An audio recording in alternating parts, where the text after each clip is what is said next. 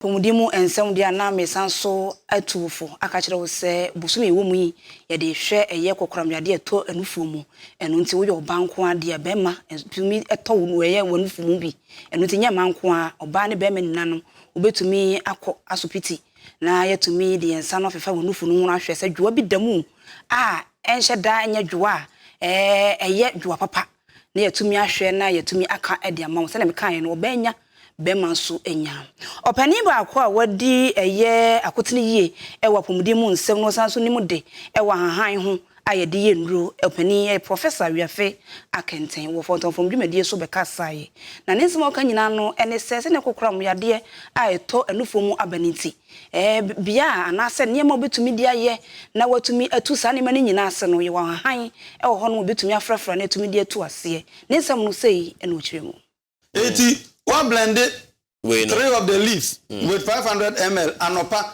fire or drink a wonum. Chunhufi milk ho. Chunhufi red meat ho.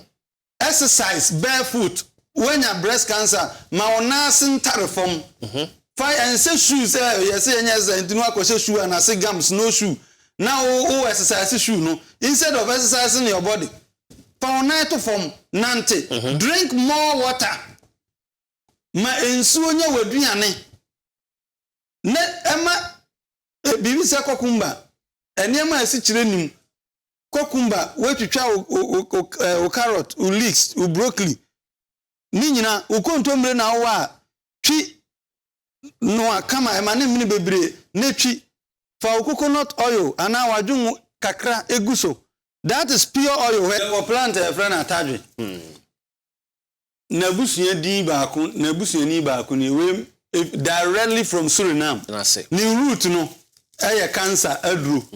Cervical cancer, throat cancer, lung cancer, eye cancer, brain cancer, whatever cancer. Ni root no chemotherapy adro timin to Vincrestin